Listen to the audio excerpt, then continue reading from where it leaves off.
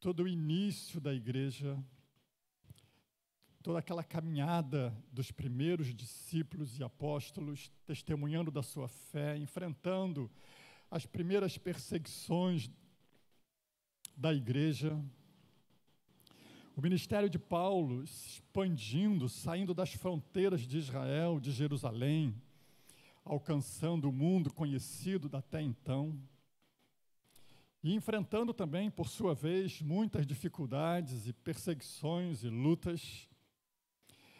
Tudo isso aponta para a jornada da igreja nesse tempo, nesse mundo.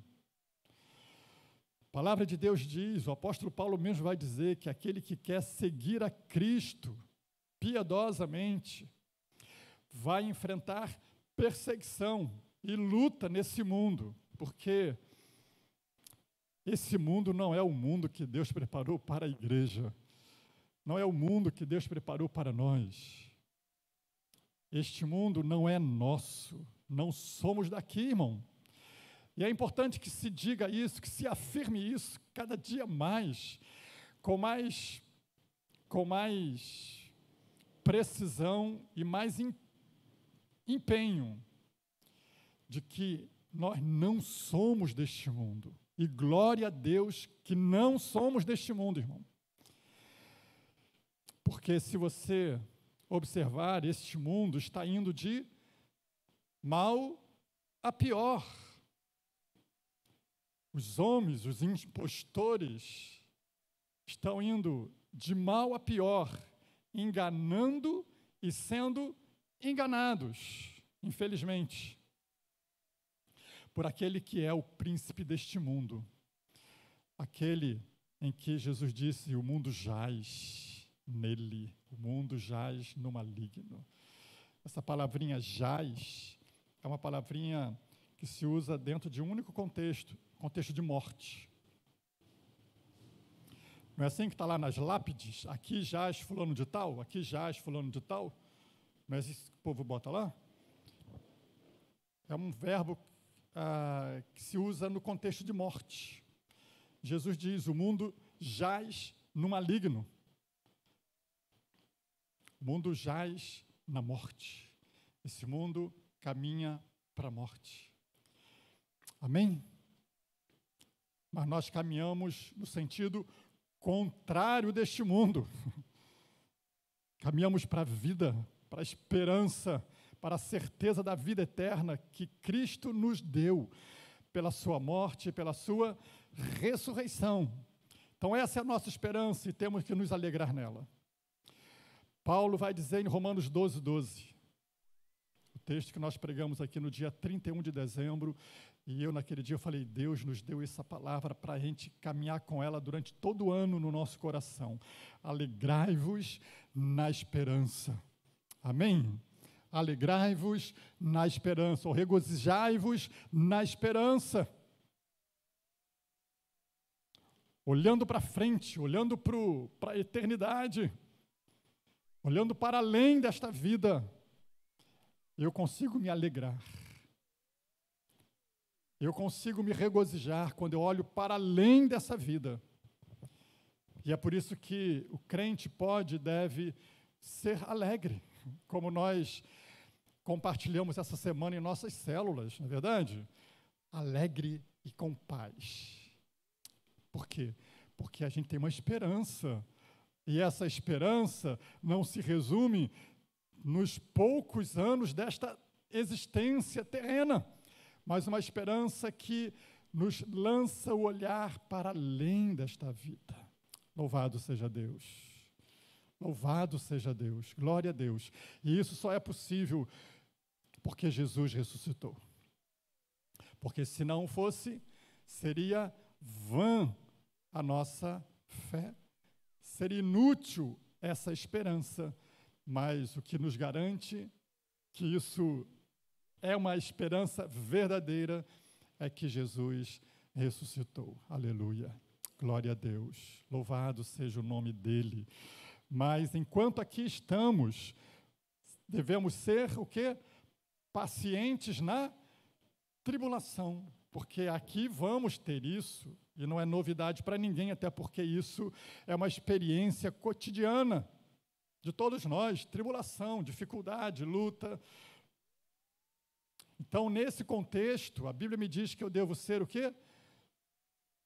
Paciente. Esperar com paciência, aguardar com paciência. Como aquele que aguarda pacientemente os frutos de uma fruteira, de uma árvore que ele plantou. Ele fica esperando. Ele sabe que uma hora o fruto vai vir, não é? Então ele espera pacientemente. E assim, a palavra de Deus nos chama a viver esse tempo que nós estamos vivendo. Perseverantes na oração também, né? Sim ou não? E aí, nós estamos aqui num momento em que Paulo está experimentando isso na carne, na pele, né? Essa perseguição, essa luta, essas acusações, essas tribulações, e que a gente já tem falado um pouquinho disso quando compartilhamos aqui o capítulo 23, 24 de Atos. É o momento em que Paulo é preso, Paulo é levado às autoridades judaicas, as autoridades o acusam de forma injuriosa, caluniosa. Eles o acusam de forma violenta, de delitos graves, de forma injusta, evidentemente. Mas é isso. Paulo vai dizer: quem quer seguir a Jesus vai enfrentar isso. E ele foi uma testemunha viva de quem passou por situações difíceis nesse mundo por causa da perseguição. E no capítulo 25, esse momento, esse dilema, né, que Paulo está enfrentando ali, essa dificuldade de acusações violentas contra ele, continua. E eu vou ler esse texto com os irmãos. Capítulo 25 de Atos.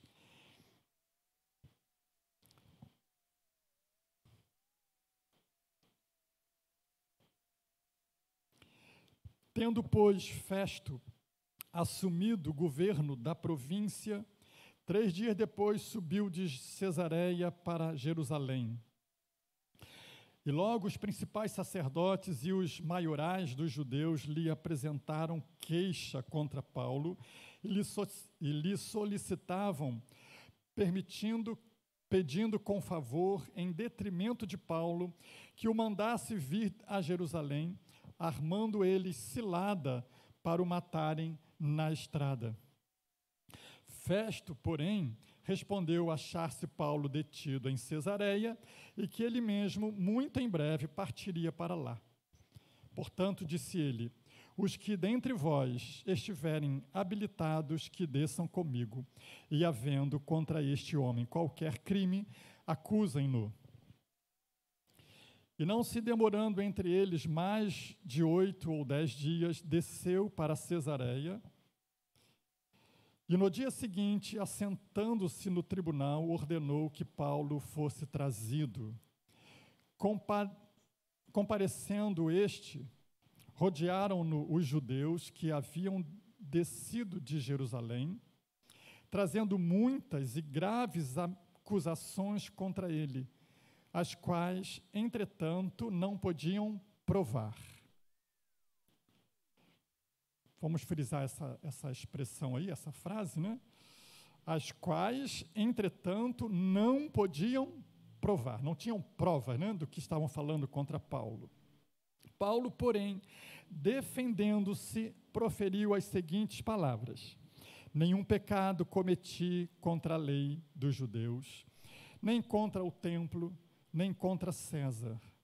Então Festo, querendo assegurar o apoio dos judeus, respondeu a Paulo: queres tu subir a Jerusalém e ser ali julgado por mim a respeito destas coisas?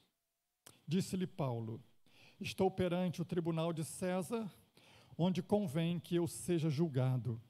Nenhum agravo pratiquei contra os judeus, como tu muito bem sabes. Caso, pois, tenha eu praticado algum mal ou crime digno de morte, estou pronto a morrer. Se, pelo contrário, não são verdadeiras as coisas de que me acusam, ninguém, para lhes ser agradável, poderá entregar-me a eles. Apelo para César. Então Festo, tendo falado com o conselho, respondeu: para César apelaste, para César irás. Amém. Somente até aqui, já dá para a gente ter uma noção ali do que houve ali naquele momento ali. E eu quero, a partir daqui, tecer alguns comentários, algumas reflexões bíblicas sobre esse tema aqui. O que fazer? Como reagir às injustiças de um mundo injusto? Como nos comportarmos diante de situações de adversidades de um mundo onde muitas das vezes a injustiça parece prevalecer? Vamos orar? Pedir que Deus nos conduza, nos abençoe, nos ensine nesta noite pela sua palavra. Querido Deus, obrigado, Pai, por este momento que temos de abrirmos a tua palavra. Que o Senhor mesmo nos abra a tua palavra, nos envie a tua palavra. Nós abrimos, Senhor, este livro, ela é a tua palavra, este é a tua palavra. Mas pedimos que o Senhor nos envie a tua palavra ao nosso coração, que as letras aqui, aquilo que lemos, se traduza em espírito de vida, de modo que sejamos ensinados, não apenas no conhecimento da letra, mas nos princípios da tua palavra. Pedimos isso em nome de Jesus, Pai. Que o Senhor nos use para a tua glória. Oramos em nome de Jesus. Amém. Amém. Graças a Deus. Nós encerramos o capítulo 24, tendo ali aquele momento em que Paulo está sendo apresentado diante de Félix, um governador anterior a esse que lemos aqui, que é o Festo. Félix foi aquele que viu na situação de Paulo, uma oportunidade para se dar bem. Lembra? Viu que poderia tirar algum dinheiro de Paulo. Viu naquele momento ali, naquelas circunstâncias, uma oportunidade para se dar bem. Já ouviu essa expressão, né? Pô, me dei bem. Já ouviu essa expressão? Alguém dizendo, pô, me dei bem aqui no negócio, pô, me dei bem. E te convida também para você se dar bem, não é verdade? Muitas vezes. Só que esse se dar bem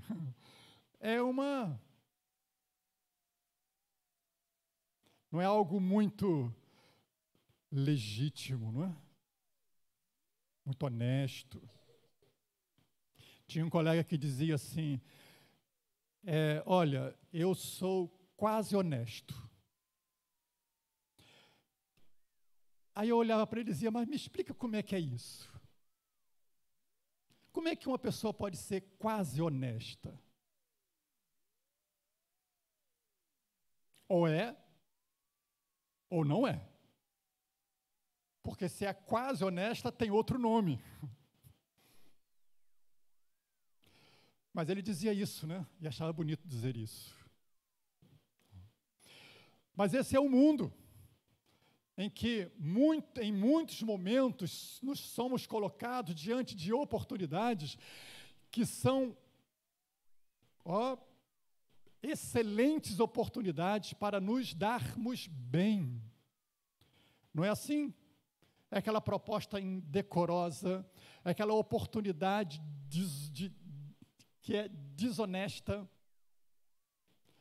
é aquela oportunidade de dar um jeitinho para facilitar o caminho. Paulo estava também nessa situação, porque ele poderia, se ele era juntar o útil ao agradável, né? Era alguém querendo dinheiro e ele tendo dinheiro. E olha que seria uma boa causa. Afinal de contas, Paulo solto, olha quanto bem ele causaria ao Evangelho. Quantas pessoas poderiam ser salvas pelo testemunho dele, pela pregação dele. Quanta gente ouviria falar de Jesus se Paulo estivesse solto. Não é uma boa oportunidade para Paulo também entrar naquele esquema ali do Félix? Mas Paulo preferiu, preste atenção nisso, Paulo preferiu a bênção de Deus a se dar bem. E isso é uma lição que nós precisamos aprender, irmãos. Às vezes, se dar bem significa abrir mão da bênção. Às vezes, nesse contexto, sempre. Se dar bem significa abrir mão da bênção de Deus. E não são poucas as oportunidades que o mundo nos dão, ou nos dá, né? De nos darmos bem. Como foi o caso ali do Paulo com Félix. Mas Paulo estava decidido que ele preferia a bênção de Deus a se dar bem. Amém? Você já fez já tomou essa decisão? Porque isso é uma decisão que nós tomamos antes da situação acontecer. Para que na hora a gente não fique assim, ó, pô, será que vou, será que não?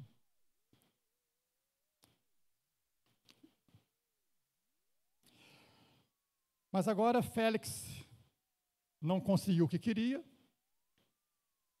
Paulo não botou a mão no bolso, porque ele não estava disposto a abrir mão da bênção de Deus na vida dele. E ficou lá mofando na cadeia durante 2 anos. Até que foi substituído, o Félix foi substituído por um outro governador, né, que governava ali a Judéia, de nome Festo. É esse agora, o Festo. Né? Ele vai a Jerusalém, chega lá, os mesmos acusadores dizem: vem cá, vamos resolver a questão do Paulo, manda ele vir aqui para Jerusalém. Mas havia uma má intenção ali, porque eles haviam planejado no meio do caminho matar Paulo. Festo não dá importância a isso, não dá atenção a eles nesse pedido, disse: não, vocês querem acusá-lo, vão lá para Cesareia, que ele está lá e ele, então, vocês acusam a ele lá, que nós vamos ouvi-los. E agora é esse momento aqui, em que Paulo Paulo é levado diante de Festo. Os acusadores o acusam de novo, correto? Os acusa de novo. O verso 7, comparecendo Paulo, rodearam-no os judeus que haviam descido de Jerusalém, trazendo o quê? Muitas e graves acusações contra Paulo. Provavelmente as mesmas que eles o haviam acusado numa audiência anterior com Félix, né? Dizendo que ele era uma peste, que ele era um levantador de revoltas, né, populares contra o imperador, contra a lei, dizendo que ele havia profanado o templo, todas aquelas acusações falsas. No entanto, eles não tinham como provar, porque tudo que falavam de Paulo era mentira, era acusação falsa. Irmãos, nós se naquele tempo, né, a gente vê essas coisas, já via essas coisas acontecer, quanto mais o nosso tempo, não é? Quanto mais o nosso momento, em que o mal aumentou, a injustiça aumentou, os acusadores aumentaram. Quanto mais o nosso tempo, que nós estamos vivendo, um mundo que cada vez mais se aprofunda na corrupção. Nesse nesse toma lá da cá, nesse jeitinho brasileiro maligno, nesse jogo sujo de corrupção, de mentira, de fraudes. Você já percebeu obrigado, irmão, quanta gente está se especializando em fraudes? Irmão, cada dia surge uma fraude nova, não é verdade? Cada dia surge uma fraude nova. Você tem que estar desconfiando de tudo e de todos, porque a coisa está feia mesmo. É fraude no banco, fraude no celular, fraude no tudo é lugar. A gente querendo se dar bem, em detrimento do outro, de forma desonesta. Esse é o mundo que nós estamos vivendo. É o certo se tornando errado, a inversão de valores, a diluição dos princípios.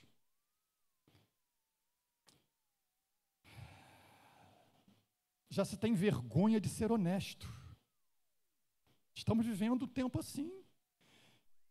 Já se ter vergonha do que é verdade, do que é de ser honesto, de ser correto, de ser cumpridor dos deveres, de ser cumpridor das leis. Esses dias no trabalho, o encarregado do setor me chamou. Ele disse: Roberto, olha só, a gente está vivendo lá um tempo difícil no tribunal, porque a carga de trabalho aumentou muito, o pessoal está aposentando, não está entrando gente, então tem muitos lugares com muita deficiência de gente. Então eles estão pegando ali de Cabo Frio, onde tem um grupo ainda um pouquinho maior, tirando dali e colocando para outros lugares. E ninguém quer sair dali, né? Ninguém quer sair do local de que mora, está próximo, né? E estavam mandando muita gente para Rio das Ostras. Rio das Ostras estava um caos lá, e ainda está. E só que aí a gente teve que fazer uma lista de nomes do pessoal dali de Cabo Frio, porque estava vindo sempre uma ordem de cima para tirar alguém dali e ir para lá, para ajudar lá, para Rio das Ostras. E estava indo, o primeiro, foi o segundo, foi o terceiro, foi indo. E aí esse encarregado me chamou e disse: Roberto, olha só, você está quase chegando, tu vai ser mandado para lá, cara. E lá está um caos aquilo lá, e estava mesmo. E ele, querendo me ajudar, ele disse: olha, o fulano, da sequência, né? O fulano estava um pouquinho acima de mim, né? O fulano e o fulano conseguiram um atestado médico com o doutor fulano de tal e me deu o endereço. E ele deu um atestado médico lá de que, né, não sei exatamente o teor lá, e o tribunal aceitou, está aceitando. Então, esses já estão impedidos de ser transferidos. Se eu fosse você, eu ia lá também pegar esse atestado, porque senão já você vai ser mandado para lá. Aí eu falei: Mário,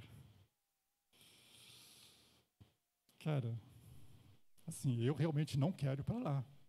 Eu sei, mas assim, eu não vou fazer isso. Cara, tu vai ser mandado para lá, tu vai ser o próximo, cara. Tu vai ser o próximo. Vai ficar 3 meses lá, e lá você sabe como é que está. Eu falei: eu sei. Mas eu não vou fazer isso. Eu falei: tá bom. Eu falei: olha, você que está escolhendo, né? Eu avisei, como dizendo, eu avisei para você, eu quis ser o seu amigo, né? Pois é, mas esse amigo eu dispenso. E aí, né? E aí? O caminho pode ser encurtado. Bem, eu não sei, irmão, o que aconteceu lá. até agora eu não fui chamado, nem fui transferido para lá. Estou no meu lugar, quietinho lá, ninguém mexeu comigo. Mas eu sei que Deus é Deus justo. E aí, irmãos, diante de um mundo como esse, o que fazer, né? O que fazer? E eu queria pensar em aqui duas atitudes que eu encontro aqui nesse texto aqui. Primeiro deles, mantenha a sua integridade e não se abale diante das injustiças de um mundo corrompido. Amém? Vou repetir, você vai repetir comigo, para você gravar a ideia do que eu estou dizendo aí. Mantenha a sua integridade e não se abale diante das injustiças de um mundo corrompido. Amém, queridos? Veja o testemunho de Paulo diante disso. Testemunho de Paulo, verso 7, ele vai dizer: comparecendo rodearam-no os judeus que haviam descido de Jerusalém, trazendo muitas e graves acusações contra ele, as quais, entretanto, não podiam provar. Por que não puderam provar as acusações que eram contra Paulo, que faziam contra Paulo? Por que não puderam provar? Por que não tinham provas? Por quê? Paulo se demonstrou um homem íntegro. Amém? Íntegro. Ele sabia que não tinha, como é que é? Dívida no cartório, né, que fala, né? Ele sabia que era correto, que não havia feito nada contra a lei, nada contra o imperador, nada contra César, nada contra o templo, nada. Ele tinha sua consciência tranquila, íntegro. Pode até acusar, irmão, vão até acusar a gente. Mas nós temos que ter um compromisso com a integridade, com a verdade. Amém? E mesmo que por causa disso, ou independente disso, surjam situações de injustiça, se eu me mantenho íntegro diante de Deus, eu não preciso me abalar. Por quê? Porque eu sei que eu estou firmado na verdade. Amém? Verdade. Paulo demonstrou ser um homem íntegro. Ele disse: não há nada do que vocês me acusam é verdade. Vocês não têm prova contra mim, vocês podem vasculhar a minha vida, vocês podem fazer um pente fino na minha vida, que vocês não vão encontrar nada. As acusações são injustas, são falsas, porque a minha vida é íntegra. Amém? E eu penso que essa deve ser a nossa postura num mundo como o nosso, corrompido, em que, por muitas vezes, se nos deparamos com a possibilidade de encurtar um caminho, de facilitar um caminho, de modo a dar o jeitinho, a aproveitar uma boa oportunidade para crescer profissionalmente, para ter um ganho financeiro, para se dar bem. Mas Paulo era íntegro. A vida de Paulo confirmava a sua fé. A vida de Paulo confirmava o que ele pregava, o que ele ensinava. Como ele vai dizer, a nossa vida é um livro aberto, escrito e lido por todos. Não tenho nada a esconder de ninguém. E esse é um desafio, irmãos, que nós temos nesse mundo. Sermos íntegros. Amém?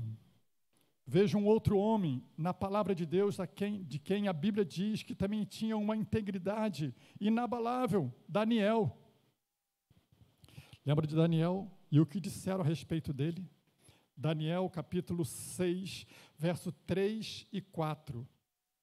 Quando o rei exaltou Daniel e o colocou ele como o segundo depois do rei, muitos dos homens à sua volta tiveram inveja de Daniel e quiseram derrubar Daniel. Quiseram pegar Daniel em alguma falta, em algum delito. Não é isso que está lá? Passa o verso 4, por favor. Então os presidentes e os sátrapas procuravam ocasião para acusar Daniel a respeito do reino, mas não puderam achá-la, nem culpa alguma, porque ele era fiel e não se achava nele nenhum erro e nenhuma culpa. Integridade, não é? Integridade. Então, diante de situações como a que vivemos no mundo cheio de mentiras, corrupção, fraude, desonestidade, jeitinho brasileiros e etc., etc., somos chamados e ensinados a mantermos a nossa integridade. Amém, irmãos? E não nos abalarmos diante das injustiças de um mundo que está corrompido, como é o nosso mundo. Segundo lugar, irmãos. Segundo lugar, diante de injustiça de um mundo injusto que vivemos, há uma questão aqui importante também que se diga, e que Paulo lançou mão, quando ele é acusado, Festo diz para ele, olha, você quer ir para Jerusalém, lá então, e lá ser julgado por mim?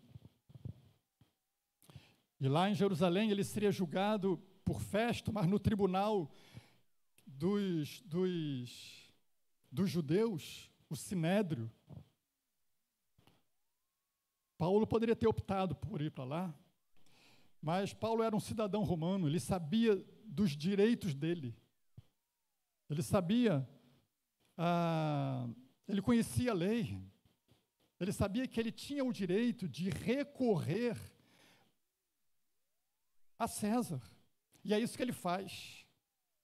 Então, diante de injustiças do mundo, apele para a justiça humana, mas preste atenção, confie na justiça divina. Em outras palavras, irmão, nós somos cidadão, enquanto aqui, cidadão brasileiro, não é verdade? E aí tem aí a justiça, para você recorrer numa eventual injustiça que você sofra. Não é assim?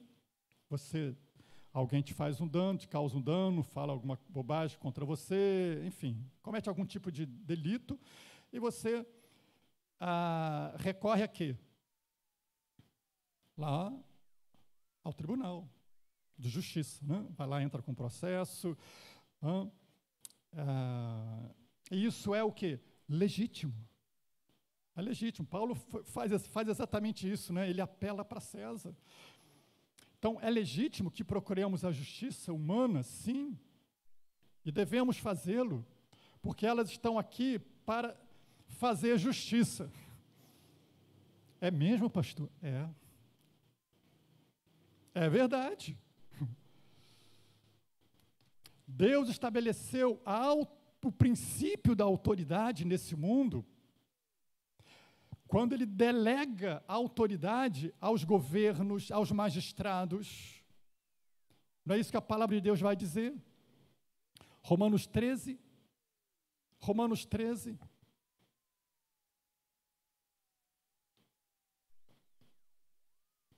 Vamos ver isso aí? Romanos 13, capítulo 1. Desculpa, versículo 1. O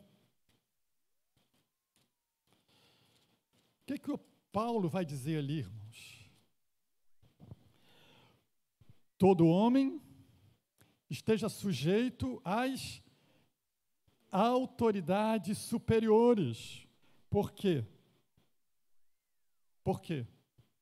Não há autoridade que não proceda de Deus. Olha só.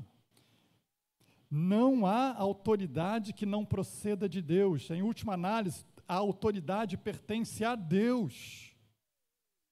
Jesus disse isso, Mateus 28, 18. Toda autoridade me foi dada, nos céus e na terra. Toda autoridade procede de Deus. Deus delega a autoridade aos homens, mas ela procede dele, vem dele.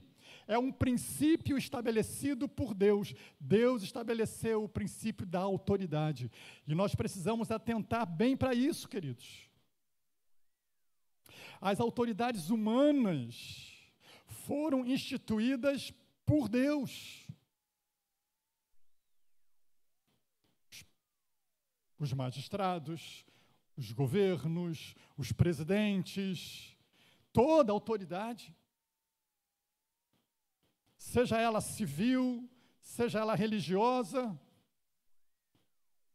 é uma autoridade, ela é constituída por Deus, por delegação de Deus. Toda autoridade, diz o texto, melhor, não há autoridade que não proceda de Deus, e as autoridades que existem foram por ele instituídas. E observe que Paulo está falando num contexto em que as autoridades constituídas são exatamente essas com quem ele está lidando, inclusive as corruptas, como foi o caso de Félix, inclusive Festo, inclusive o César, para quem ele apela. Percebe isso, queridos? De modo, verso 2, de modo que aquele que se opõe à autoridade faz o quê? Resiste à ordenação de Deus. Quem resiste à autoridade, quem se levanta contra a autoridade, em última análise, está se levantando contra o próprio Deus.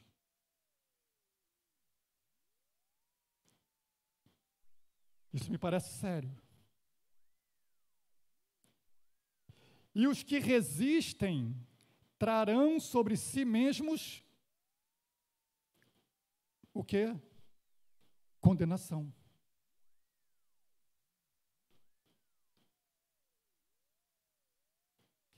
Verso 3. Porque os magistrados não são para temor quando se faz o bem, e sim quando se faz o mal. Queres tu não temer a autoridade? Faz o bem, terás louvor dela. Paulo estabelece aqui, ou Paulo fala aqui de um princípio que nós estamos mencionando aqui, o princípio da autoridade. Deus estabeleceu um princípio. E diz que eu devo estar sujeito a ele, ou a esse princípio.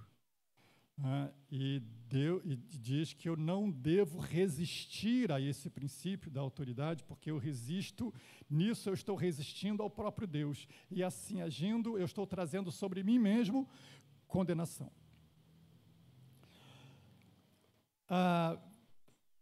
Verso 4. Visto que a autoridade é ministro de Deus para teu bem.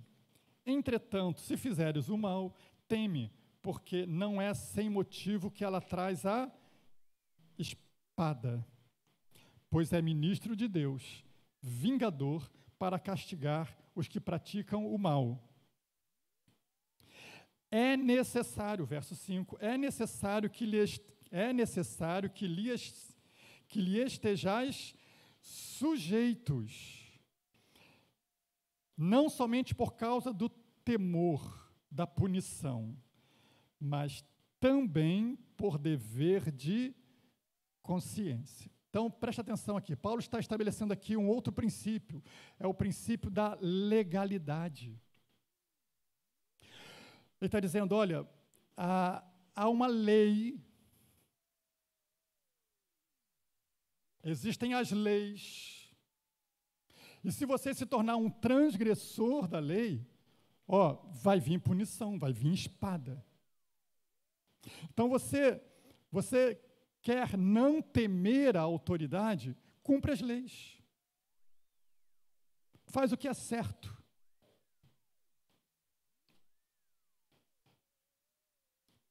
Por quê? Porque senão você vai ser castigado, né? A lei vai te alcançar.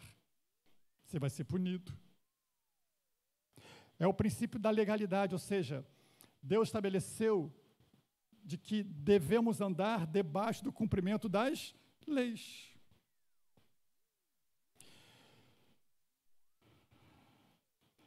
E Deus trabalha debaixo desse princípio, o princípio legal. Deus nada faz. Deus não aprova quando agimos contrário às leis, contrário ao que está estabelecido de forma legal, pela legislação, seja a legislação civil, seja a legislação que nos orienta como igreja, como Deus trabalha na legalidade, sempre.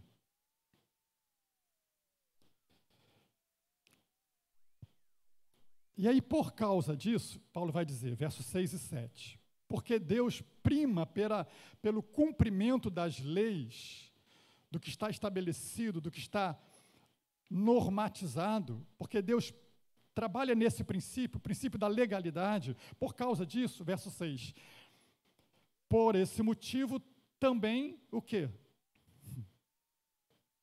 Pagar tributo. Ninguém gosta de pagar tributo, né?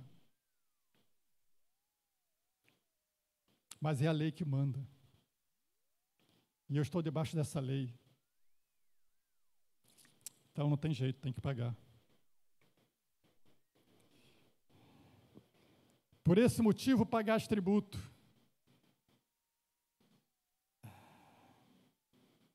Perdi aqui. Porque são ministros de Deus, atendendo constantemente a este serviço. Verso 7. Pagai a todos o que lhes é devido. A quem tributo, tributo. A quem imposto, imposto. A quem respeito, respeito. A quem honra, honra. Então, o princípio aqui é o princípio a regra geral é, olha, Deus estabeleceu um princípio da autoridade, um princípio da legalidade, e a regra geral é essa: vocês submetam-se a ela, vocês sujeitem-se a ela, porque fazendo assim vocês estão submetendo-se, em última análise, ao próprio Deus, de quem vem toda a autoridade, de quem emana todo o princípio da autoridade. E debaixo desse princípio você está coberto pela bênção de Deus. Amém? É por isso que quando a gente tenta burlar as leis, a gente tenta burlar o ordenamento, nós estamos caminhando à margem da bênção de Deus, porque nós estamos saindo debaixo do princípio estabelecido por Deus, da autoridade e da legalidade. Por mais que isso, muitas vezes, a gente faça isso que assim, porque, caramba, quando você tem que botar lá o imposto, que às vezes não tem nem como dizer não, né? Mas tu compra lá um produto que vende, que esse dia eu comprei lá como é que foi? Foi notebook? Acho que foi.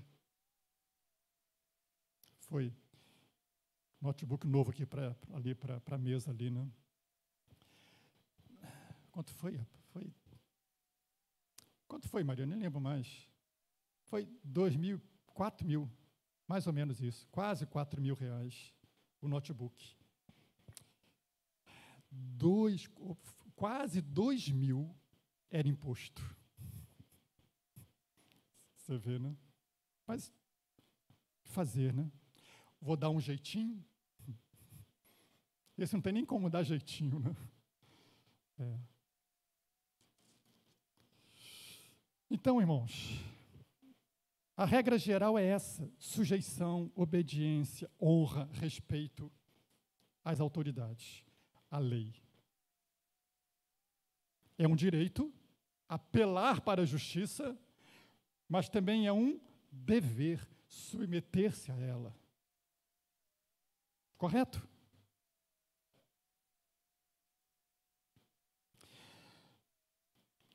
Agora, pastor, isso parece muito estranho, não é?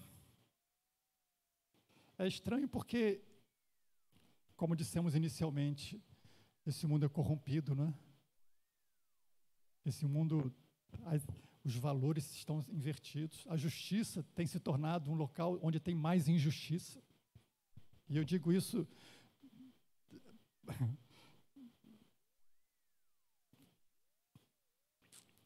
por experiência própria, e porque estou lá dentro, vejo muita coisa. Mas e daí? Eu vou me levantar contra as autoridades, as leis? Vou viver à margem? Não. O princípio é único, o princípio é geral. Eu me submeto. Eu obedeço, eu cumpro as regras, por mais estranhas que possam parecer, por mais absurdas que possam parecer, e às vezes até injusta. Agora, há exceção a essa regra? Entendo que sim. Qual é a exceção? Onde que o cristão, ele não deve se sujeitar, ou melhor, não deve obedecer a uma lei? Qual é a exceção? E aí, irmãos, eu volto para um outro princípio, que no nosso próprio ordenamento jurídico, né, próprio contexto jurídico, estabelece, que é o princípio da hierarquia das leis. O que diz o princípio da hierarquia das leis? O que é a hierarquia das leis? Tem leis na prática, vamos lá. Qual é a nossa maior lei? A lei magna, a lei suprema, a lei maior do país? A Constituição. Aí vamos que o governador do estado do Rio de Janeiro, ou prefeito do município, resolva fazer uma lei que em algum momento essa lei está em confronto com a Constituição. Vai valer? Sim ou não? Não. Porque o que vai prevalecer? É a lei maior. Se o Estado tem uma lei e o município faz uma outra lei contradizendo a lei estadual, vai valer? Não. Por quê? Ela está sujeita à legislação estadual. Há uma hierarquia das leis também. Constituição, as leis, as normas, os decretos. E aí, nesse princípio da hierarquia das leis,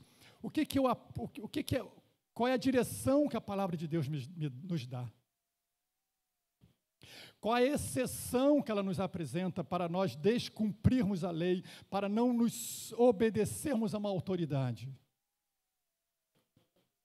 Quando ela confronta os princípios e a lei maior. A lei maior. A lei maior é a palavra.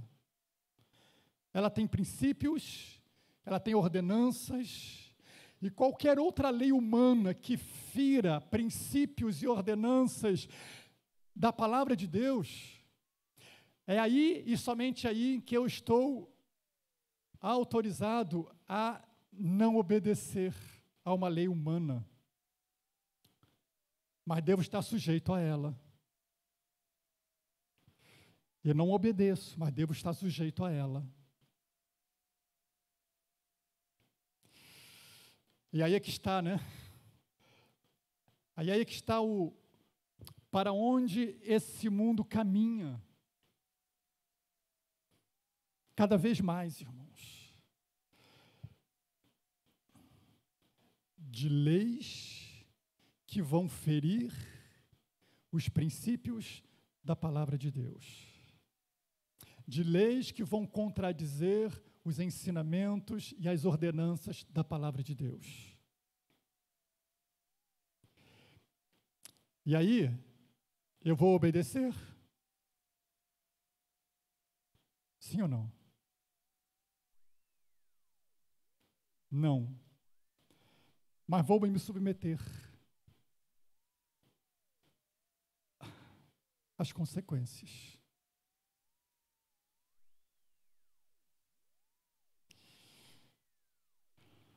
Então vamos que o nosso congresso, né,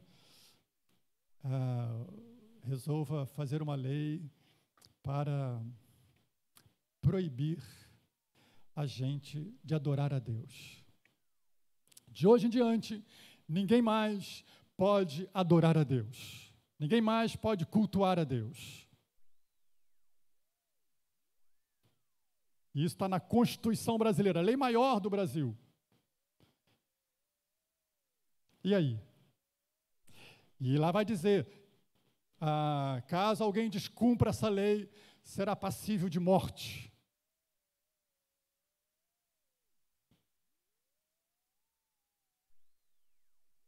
E aí? Você lembra que já aconteceu isso, né? No passado.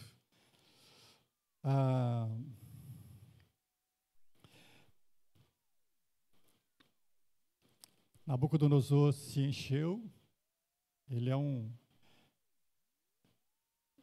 um rei, um protótipo do anticristo. Se encheu de orgulho, estabeleceu uma lei: de hoje em diante, todas as pessoas farão apenas oração a mim. Né? Apenas adorarão a mim, se curvarão diante de mim. Fez uma estátua enorme dele lá. Lembra dessa história? E disse, olha, quem não se curvar diante da estátua que eu levantei para minha honra, para minha glória, será lançado na fornalha de fogo. Quando tocar a buzina, aquela história toda lá que você conhece, aí tocou-se a buzina e todo mundo se curvou diante da estátua de Nabucodonosor, menos 3. Quem foram? Eles obedeceram a ordem do rei? Sim ou não? Não. Mas foi sujeito ao rei? As consequências do rei? As consequências? Sim. Eles disseram, tá bom, nós vamos para a fornalha. Nós vamos para a fornalha. Os 3 saíram lá, supapão da cara dos soldados, resistindo. Não vou, não me joga. Sim ou não? Eles não obedeceram, mas sujeitaram-se. Eu vou. Se Deus quiser nos livrar, Ele vai livrar. Se Ele não quiser, eu não vou obedecer a tua ordem, porque a tua ordem fere uma ordem maior do meu Deus. E a minha fidelidade é a ordem maior, a minha obediência é a ordem maior. Eu estou sujeito à tua autoridade, porque é o princípio da autoridade, mas eu não vou obedecer. E foi para a fornalha. No caso deles, Deus livrou. No caso de inúmeros outros, morreram. Mas não foram desobedientes à lei de Deus. Irmãos, no tempo da Covid, os irmãos vão lembrar, aquela confusão toda, né? Proíbe de se encontrar, proíbe de fazer, né? Fecha a igreja, tarará, aquela coisa toda. Eu lembro que na ocasião, num dos nossos momentos aqui, eu disse, irmãos, isso é um ensaio. Isso é um ensaio para um tempo que virá, em que as leis serão essa, não poderão se reunir, não poderão ter mais portas abertas.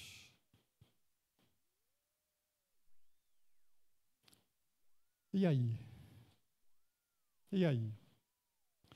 Vocês devem ter ouvido e acompanhado a última, do nosso governo, de proibir pregação nos presídios. Ouviram isso? Quem ouviu isso? Quem leu sobre isso? Quem viu isso? Só? Você tem que acompanhar mais. Tem que acompanhar mais os sinais que estão à tua volta. Ministério da Justiça do nosso governo, proibindo aqueles cultos que se fazem em presídio, aqueles evangelismos que se fazem em presídio, proibindo, está proibido. Está aí uma discussão lá no Senado e tudo mais, mas está proibido.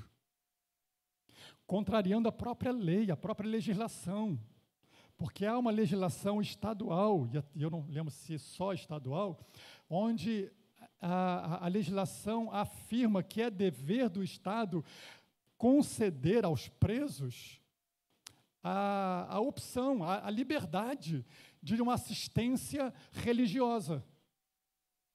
Por isso que tem lá a liberdade legal para os pastores, padres e quem mais quiser ir lá nos presídios e falar de Jesus, falar da sua fé. E contrariando a própria lei, nós estamos vendo uma lei proibindo isso. Na verdade, não é uma lei, é uma normatização. Mas vai virar lei, a não ser que o Congresso lá consiga reverter isso. Mas não fique admirado se daqui a pouco for também proibido de se pregar nos hospitais. Se daqui a pouquinho mais vai ser proibido pregar nos templos, nas praças públicas. Porque nós estamos vendo, irmão, um mundo caminhando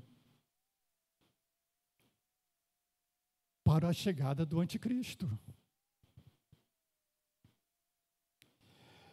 E aí, nós vamos procurar justiça nesse mundo, nas autoridades constituídas, e não vamos encontrar.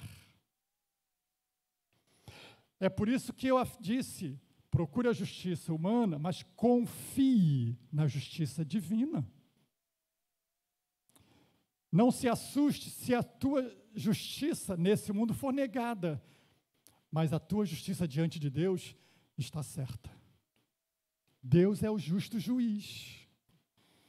Esteja em obediência a Ele, sujeito a Ele, porque Ele é o justo juiz.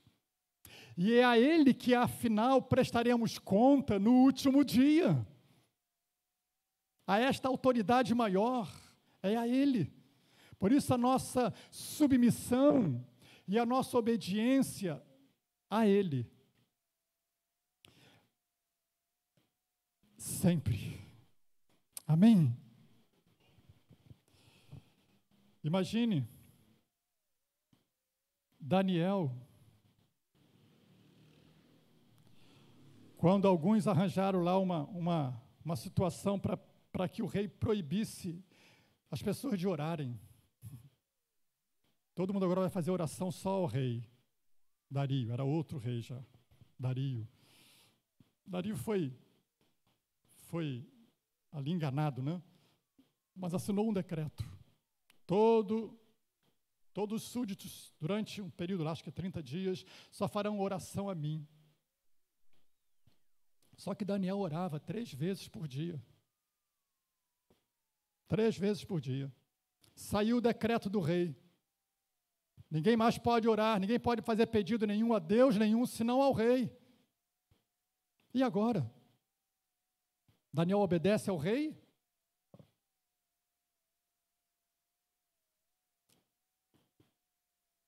Daniel obedeceu? Não. Mas foi sujeito ao rei? Foi. Foi para onde? Para a cova dos leões. Submissão é absoluta. Obediência é relativa. Se a ordem contraria a palavra de Deus, eu não tenho que obedecer. Mas tenho que me sujeitar sempre, porque é um princípio de autoridade. E eu poderia falar de um outro personagem bíblico, Pedro. Pedro foi ameaçado e foi dito a ele: vocês não preguem mais no nome de Jesus, não falem mais no nome de Jesus. E Pedro disse: espera lá. Antes, cumpre obedecer a Deus que aos homens. Pedro tinha uma ordem maior para ele. Qual era? Pregar o evangelho.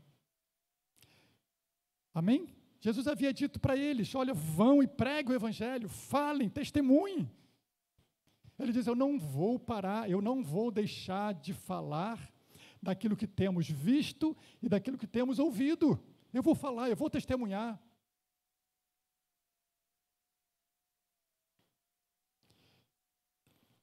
No caso de Pedro ali, os homens viram que não tinha jeito mesmo, por medo do povo, porque o povo tinha eles em alta conta.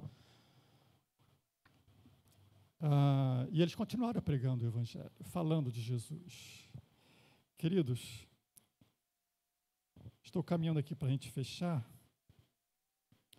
mas nós estamos vivendo, Deus, irmãos, um tempo assim, um tempo que o caminho vai se estreitar, e está se estreitando. Jesus falou que o caminho é estreito, mas a gente não conhece ainda o quão estreito ele é. A verdade é essa. E ele nos chama, queridos, a termos uma vida íntegra, a necessitando buscar a justiça humana, é legítimo, porque ele estabeleceu o princípio de autoridade. As autoridades estão aí para fazer o bem, mas nem sempre faz, mas estão aí para isso. Para fazer justiça, nem sempre faz, mas está aí para isso. Deus estabeleceu para isso. E aqueles que não cumprem esse papel estabelecido por Deus prestarão contas àquele que delegou essa autoridade. Por isso exercer autoridade é ao mesmo tempo um privilégio, mas é uma altíssima responsabilidade, porque ele presta contas também àquele que está em cima dele, seja humano ou, em última análise, ao próprio Deus. E quando esta autoridade foge do princípio legal, quando essa autoridade foge do propósito para o qual Deus delegou essa autoridade, ela há de prestar contas a Deus, certamente há de prestar contas a Deus, que é o juiz, o supremo juiz de toda a terra. E eu estou debaixo desse princípio. Eu presto contas a Ele, em última análise, a Deus, em última análise. Por isso eu sou sujeito às autoridades que Ele constituiu, sejam elas boas ou más. Eu devo honrá-las, devo respeitá-las, devo obedecê-las, enquanto elas estão, ou pelo menos enquanto elas não estão ferindo os princípios e os mandamentos maiores que nós temos como cristão. Amém?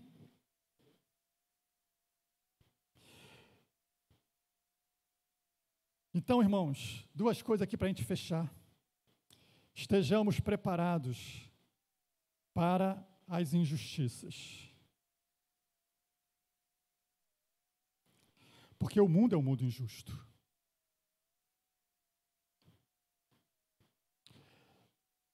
E, infelizmente, o certo tem se tornado errado. Infelizmente, o princípio do anticristo, que já atuava lá no passado, atua ainda mais hoje. Paulo fala deste homem, né? Ele chama este personagem, que a Bíblia chama de anticristo, de o homem da iniquidade. 2 Tessalonicenses 2, abre esse texto aí.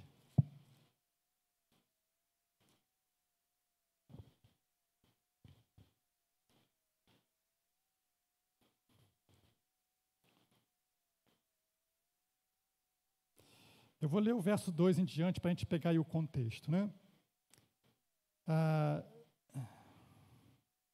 Eu vou do verso 1 para facilitar. Irmãos, 2 Tessalonicenses 2. Irmãos, no que diz respeito à vinda do nosso Senhor Jesus, Jesus Cristo, a nossa reunião com Ele, nós vos exortamos. Verso 2. A que não vos demovais da vossa mente com facilidade, nem vos perturbeis, quer por espírito, quer por palavra, quer por epístola, como se procedesse de nós, supondo tenha chegado o dia do Senhor. Paulo faz referência aqui, irmão, quando ele diz o dia do Senhor, o dia da prestação, é uma referência ao dia do juízo, ao dia da prestação de contas, né? Verso 3, ninguém de nenhum modo vos engane, porque isto que? O dia do Senhor, o dia do juízo, o dia final, ninguém vos engane, porque isto não acontecerá sem que primeiro venha a apostasia. E nós falamos aqui recentemente o que é apostasia, e uma definição da apostasia, ou uma explicação para esse termo, é uma revolta agressiva e crescente contra Deus, que abrirá um caminho para o anticristo. É o mundo se insurgindo contra o próprio Deus, contra a própria fé. Isso é apostasia.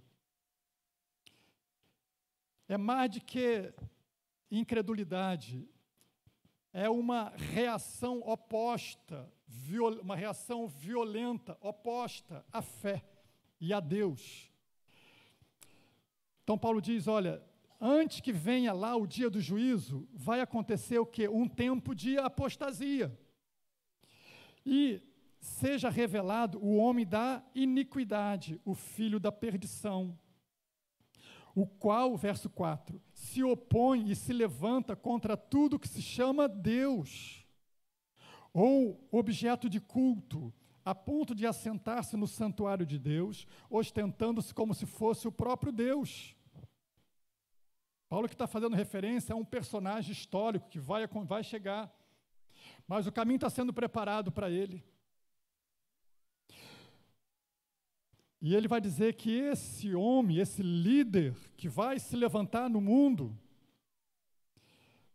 ele se opõe e se levanta contra tudo que se chama Deus, ou é objeto de culto, e se assentará no santuário de Deus, ostentando-se como se fosse o próprio Deus. Paulo está olhando escatologicamente. Não vos recordeis de que ainda convosco eu costumava dizer estas coisas? Agora, o que eu chamo a atenção aqui, esse camarada aqui, irmão, que vai se levantar, um líder político que vai se levantar no mundo, Paulo chama ele no verso 8 de o iníquo, ou como ele já tinha dito, o homem da iniquidade. O homem da iniquidade, o verso 3, ou ainda o iníquo, no verso 4. Literalmente, a palavra a expressão homem da iniquidade é o homem da ilegalidade. A ideia é alguém que se levanta contra as leis. Alguém que se levanta para fazer tudo contrário às leis. E verso 8, o iníquo, a palavra, ela pode ser traduzida, digamos, podemos dizer assim, né? Pode ser explicada como aquele que quebra a lei. Portanto, iniquidade tem a ver com quebra da lei, tem a ver com a insurreição contra o ordenamento, contra as leis. Por isso que isso está em oposto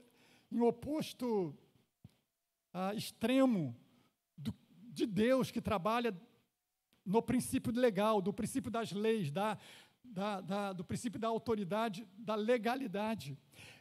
O homem iníquo, é aquele que vai agir e trabalhar à margem da lei. Ele é aquele que quebra a lei, é aquele que quebra o ordenamento, é aquele que não respeita a Constituição, as leis constituídas. Esse é o princípio que rege, sempre esteve presente neste mundo, e cada vez mais o espírito do anticristo, que está presente no mundo, mas que cada vez mais está mais. E que o mundo está se preparando para recebê-lo, o anticristo, que se levantará e que se oporá a Deus e a tudo quanto se chama Deus ou é objeto de culto. Então não nos estranhemos, não fiquemos assustados se com mais intensidade surgirem leis como a que nós vimos aqui essa semana em nosso país. Porque isso não está acontecendo só aqui no nosso país. O mundo inteiro está se voltando contra Deus, contra o cristianismo, contra a Bíblia. E criando leis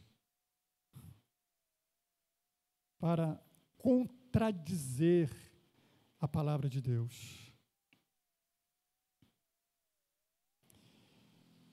E cada dia mais isso vai ficar mais intenso, irmãos. Então, estejamos preparados para as injustiças, para as perseguições da nossa fé. Estejamos preparados. Pedro vai escrever aos seus leitores desse contexto, lá atrás, vai dizendo: irmãos, não estranheis o fogo que surge no meio de vocês. Não estranhe isso. Como se algo sobrenatural estivesse acontecendo. Nós estamos no mundo, irmão, e esse mundo jaz no maligno. E nós não somos daqui. Amém? Esses dias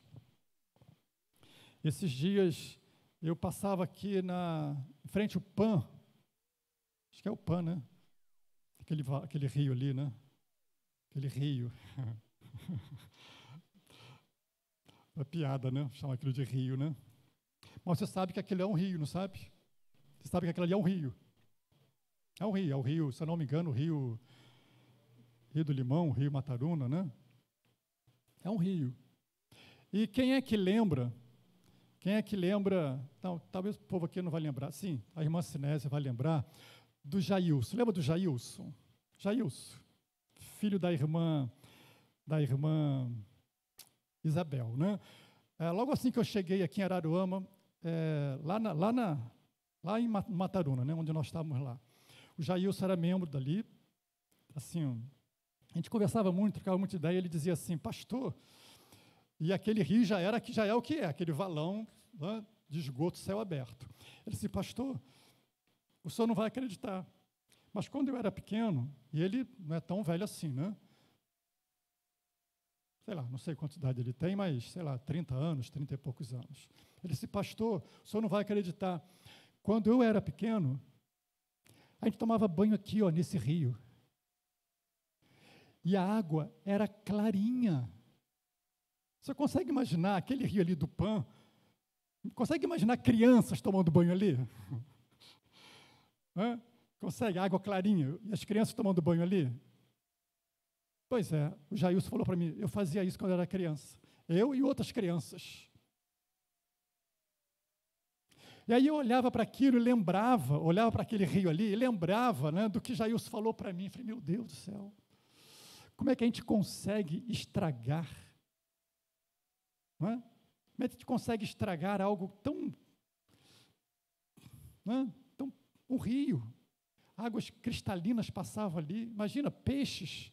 Eu dizia, eu pescava aqui, pastor, eu pescava aqui, pesquei muito aqui. Como é que a gente consegue estragar? Como o ser humano consegue estragar, não é? A natureza. E você olha para aquilo ali, aquela água podre, fedorenta, né? Cheia de micróbios, cheia de coisa horrível ali, a céu aberto. Passando, né? Passando. E eu imaginei, meu Deus do céu, é isso que a gente fez. Foi isso que a gente fez com esse mundo. Foi isso que o pecado fez. A gente estragou tudo e está estragando mais. O que Deus fez, o homem está deteriorando, está estragando. Mas não é só o rio que passa ali, não. A moral, os princípios. Está tudo podre, tudo estragado. Não é verdade, irmãos? A imoralidade, a coisa está terrível, irmão. A indecência.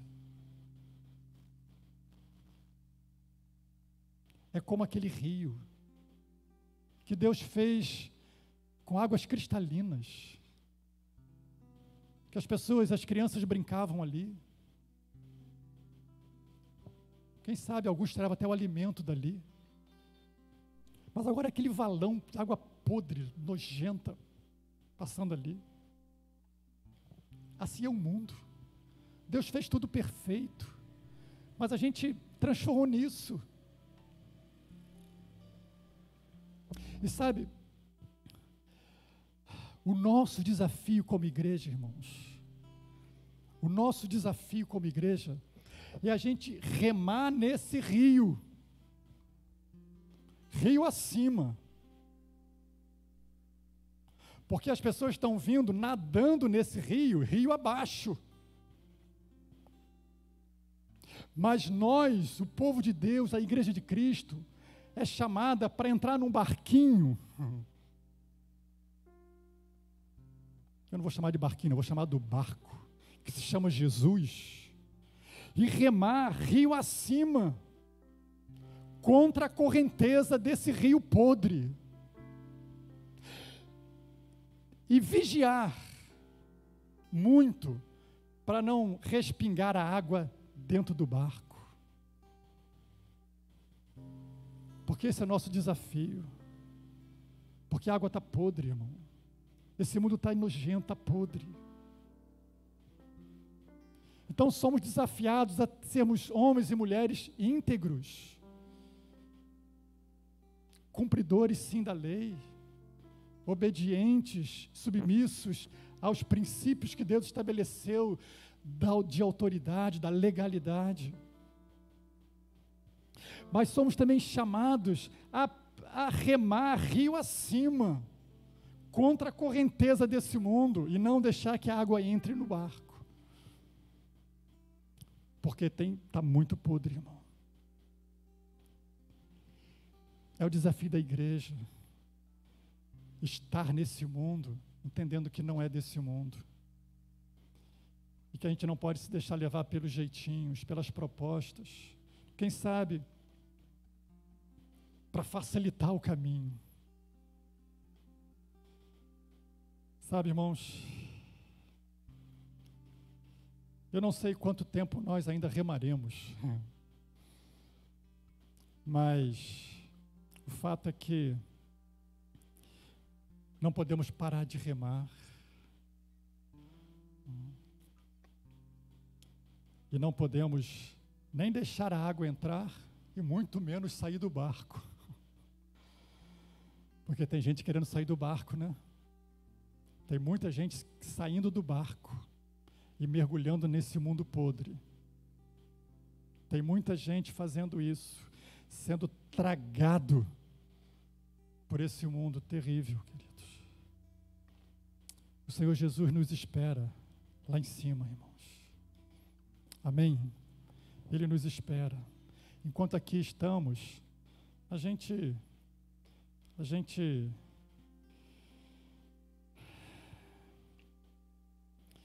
mantém a integridade, mantém a santidade. A gente busca viver em conformidade com as leis, enquanto elas não ferem a palavra. Porque o dia que não, já tem, né? Você tiver que fazer aqui um casamento entre duas pessoas do mesmo sexo, e a lei disser, ou você faz ou você vai ser preso. O que eu vou fazer? Pode levar. Pode levar. Não tenha dúvida.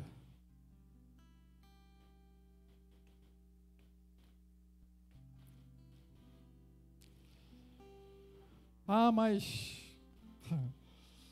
meu compromisso é com Ele. A Ele eu estou sujeito, a Ele minha sujeição absoluta e minha obediência absoluta. A esse mundo, as leis, enquanto elas não ferem os princípios bíblicos.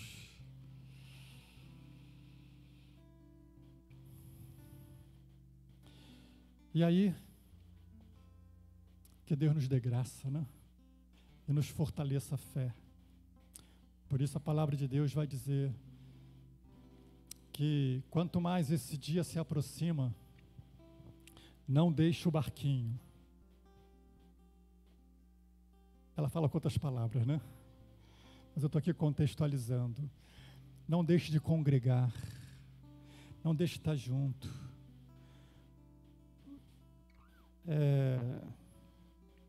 Não deixe a comunhão dos irmãos.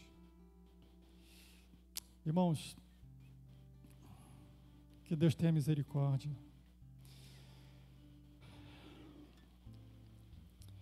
Amém.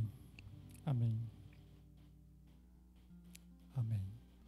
Vamos orar?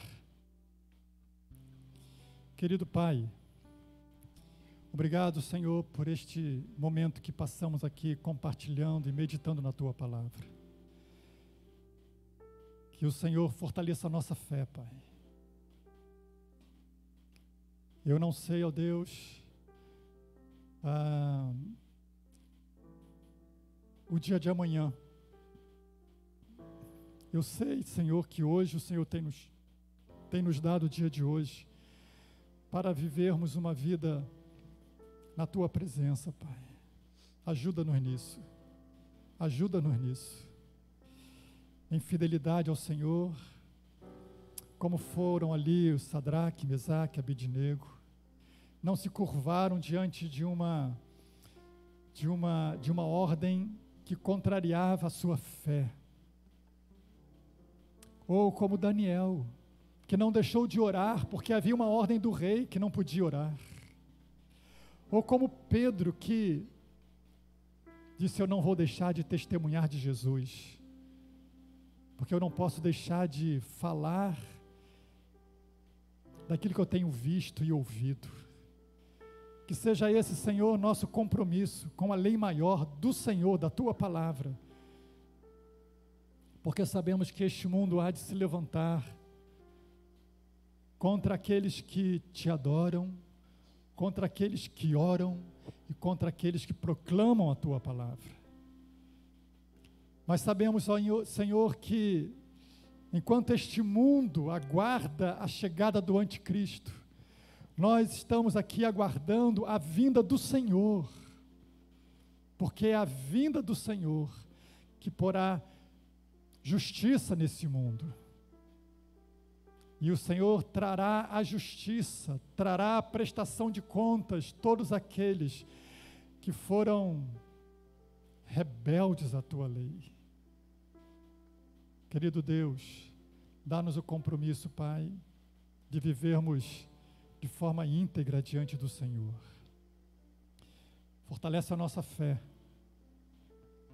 e o nosso compromisso de obediência ao Senhor. Em nome de Jesus. Amém.